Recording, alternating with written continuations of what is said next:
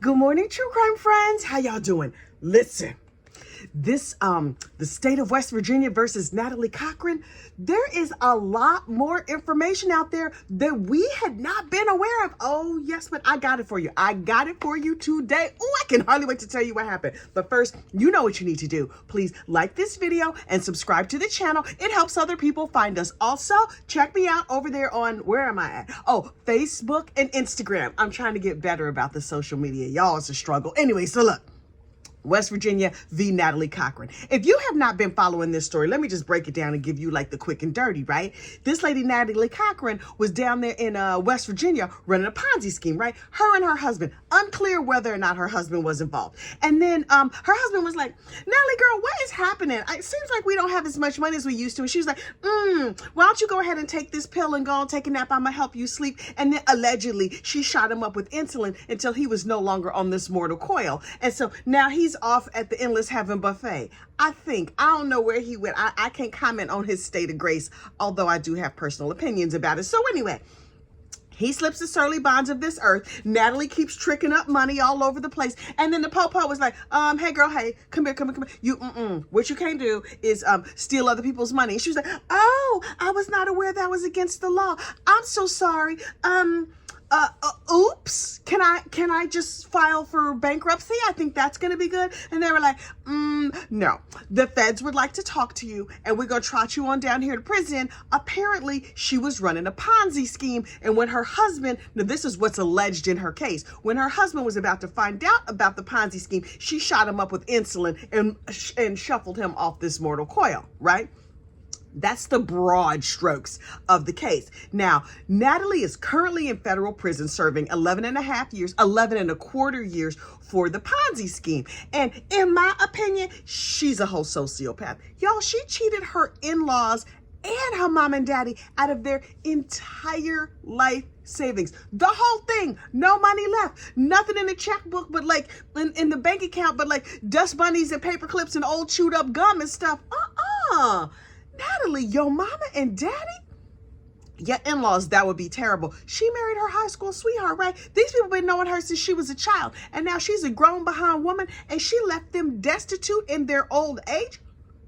Horrible, right? So we've been in the case. She's tucked away in prison, in federal prison for the Ponzi scheme. But now we're in the unalive trial to see, does she get life in prison, right?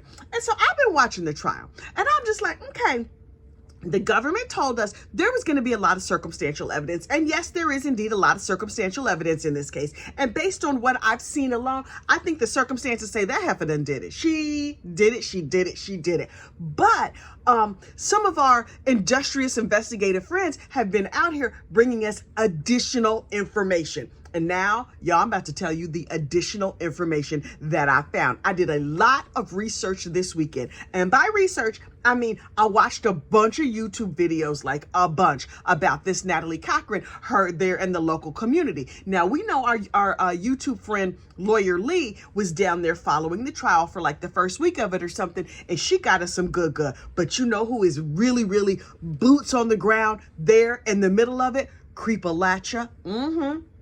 It's a channel here on YouTube called Creepalacha. Child, I spent all day yesterday doing my chores around the house with the earbud in my ear, listening to every single thing. Creepalacha lives right down there in the community where Natalie Cochran is. I would shout out his actual given name, but he never says his name, so I don't know what it is. But Creepalacha, he got facts, he got sources. I assume, I mean, you know, I didn't check his sources. I just listened to what he said. But he had the news reporters that are there in the courtroom every single day covering the trial.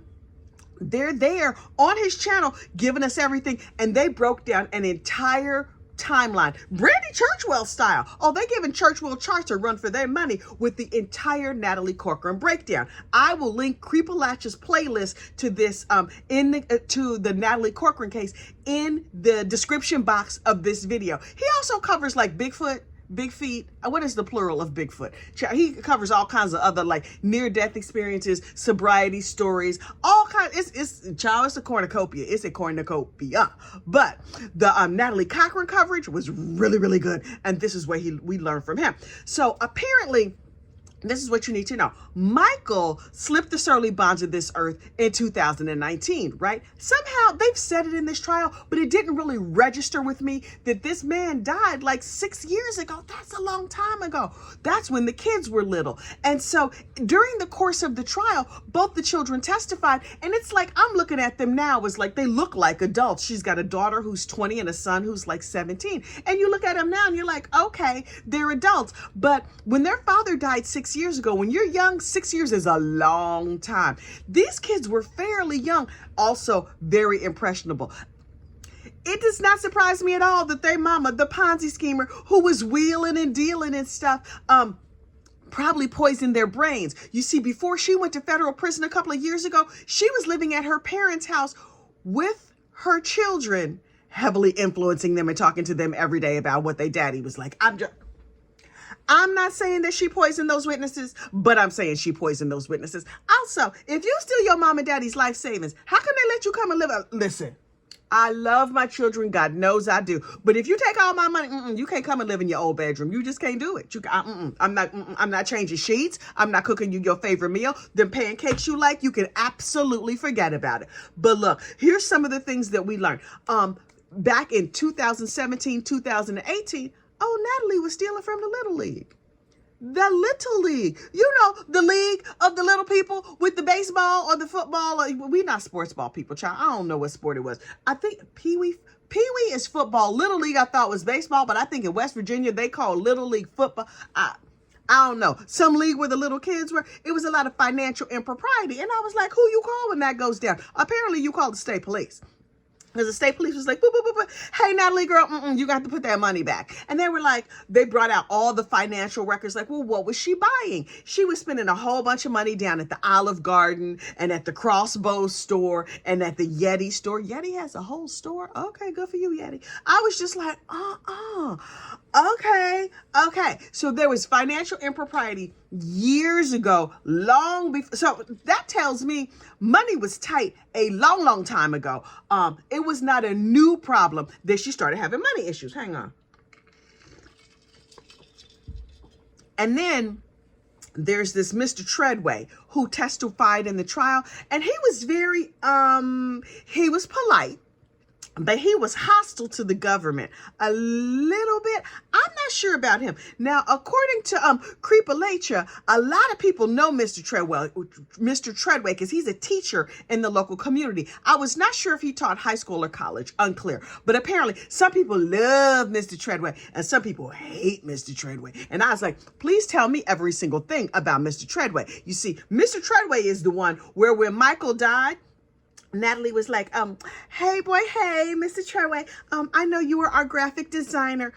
Might he have been involved in creating like the fraudulent bank statements? I don't know. There's no proof of that, but there was some sort of whisperings of that, right? The government was trying to make us, the prosecutors was trying to make us think, maybe he helped her create some of these fraudulent bank statements. And I was like, oh. And when Natalie texted him, was like, hey, can you help me break into my husband's phone? Oh, ma'am, that's poor wording when your husband is dead, but okay. And he was just like, yeah, I'm gonna help you out. And she was like, oh, by the by, the police, they might want to come and talk to you. And he said, well, they'll get shit from me, or they won't get shit from me, something like that. And I was like, Mr. Treway, you have a lot of hostility. What history do you have with the local popo? Okay. It is not entirely clear. But then on the stand, he was like, oh, I just told them no, thank you. That's one translation of what you said. Sir, we have highly sensitive recording devices on our face. They're called our eyes. And we saw your text messages. Okay. Additionally, Natalie claims that she has cancer. Apparently, both the FBI and the prosecutors could find no evidence of her cancer. Fake cancer? Unclear. She's like, I was very sick. There's been a lot of talk about her. Her cancer was acting up, and that's why she had to go do certain things and get certain medications or whatever. Now, this case has had two different prosecutors. The first prosecutor was going in hard on the fake cancer claims, because if you can convict her, I mean, if somebody fakes cancer, child, they might do anything. Might they have unfortunately unalived their husband to that? I say yes. But this new prosecutor, which by the way, these new prosecutors have only had the case for a few months. They're like, we're not going to deal with the cancer. We're going to focus all of our energy on the circumstantial case that says she unfortunately unalived her husband. And I'm like, that might be a good call, because you've already thrown a whole lot at the jury and you don't want to confuse them. But fake cancer, you say? Okay.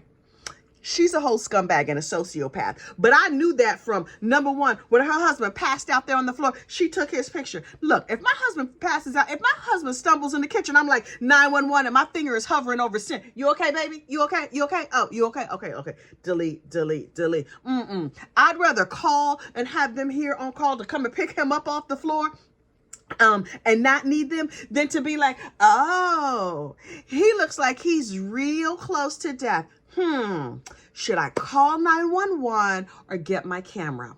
Camera it is. This heifer took pictures of him on the floor and was sending them out to people like, oh, he's sick. He looks real terrible. I think he might die. Send. Wonder how long he's gonna stay there. Okay.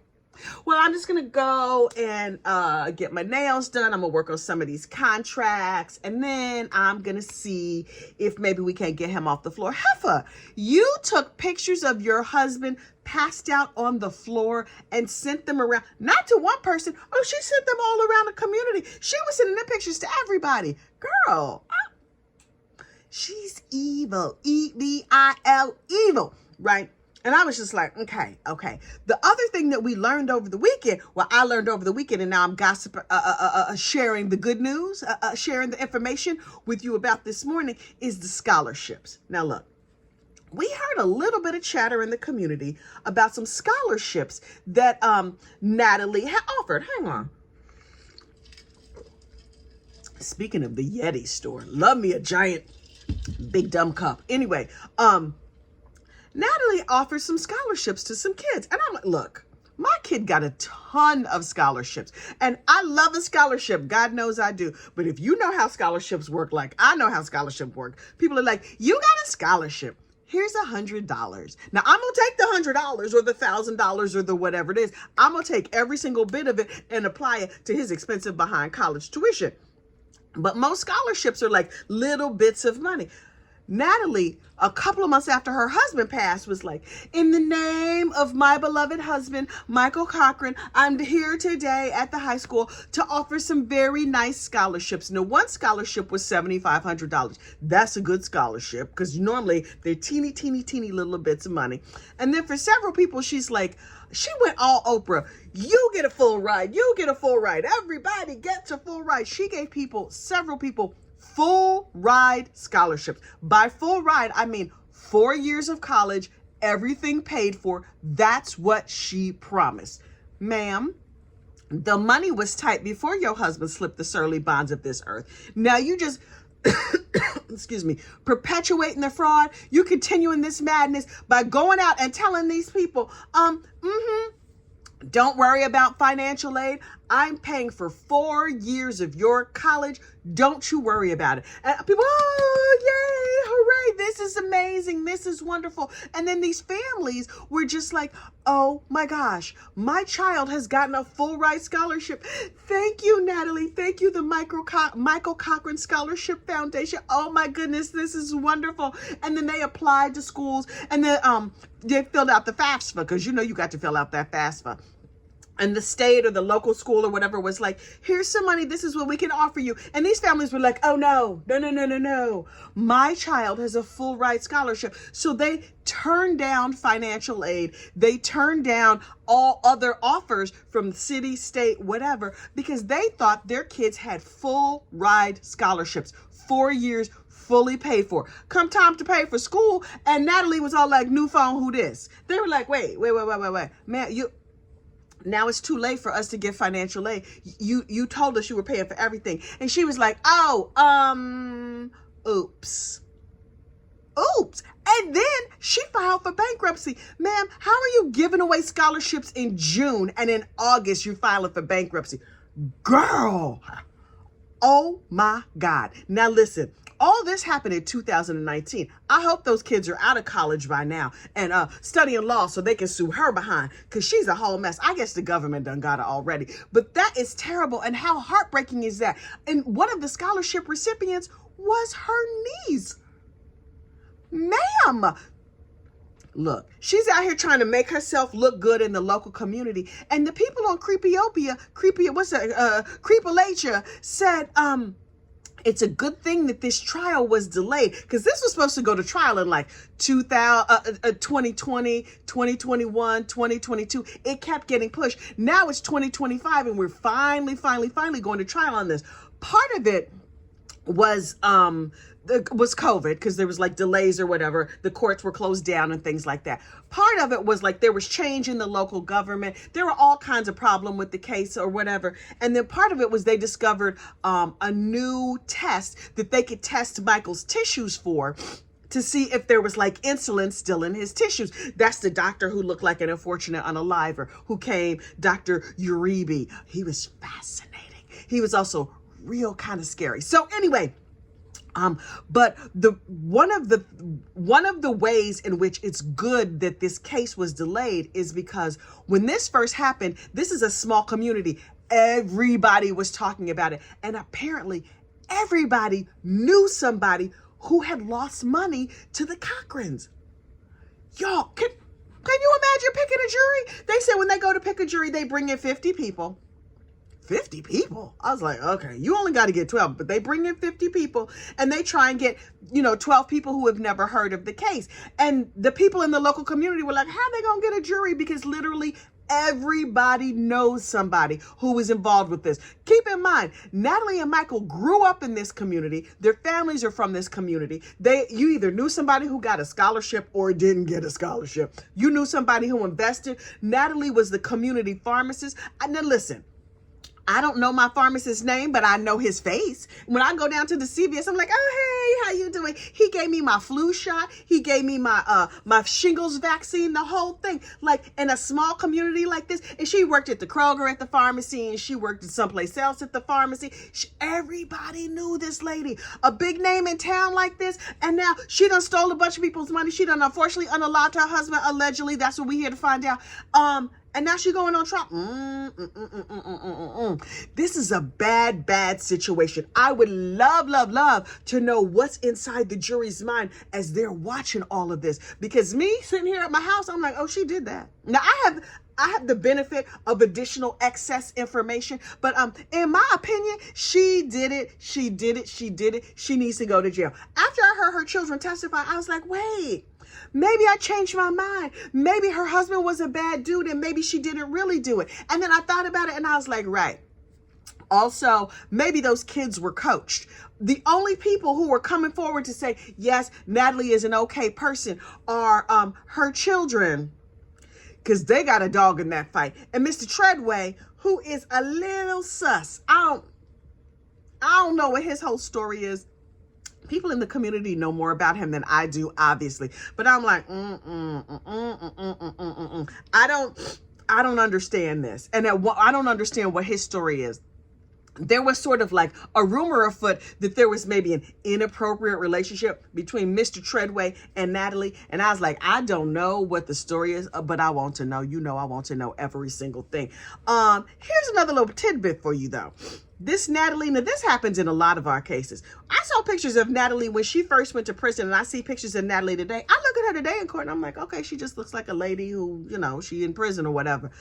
Y'all, scroll back and look at them pictures of her when she first got arrested or when she was out in the community. This heifer has aged like milk. She might be aging like mayonnaise. Like, mayonnaise left out on a hot summer day. Y'all. And it's not just that she's like a little puffier or whatever than she was before. She just looks old. Part of it is the glasses. Okay, fine. Before she was like the contacts and the good hair and the makeup and the everything else. Now I look at her and I'm like, The before and after is a brutal. If she goes to prison forever, ever, the way she deserves, it's not gonna go good. It's not going good already. So I'm like, girl, and you only been in prison for a couple years, and you've been in federal prison. Federal prison is reportedly cush, where you can get like the good commissary or whatever. Once you finish your 11-year sentence, and the feds are not giving you a percentage off for good behavior. They're not like, we gave you 11 years, but you did 9, and that's it. No. The Fed is like day for day. If we give you 11 1/4 years, you're going to do 11 1/4 years. So enjoy all your 11 1/4 years. She's aging poorly in the good prison. I don't know that there is a such thing as a good prison, but Feds is supposed to be good prison. Wait till she get to the state.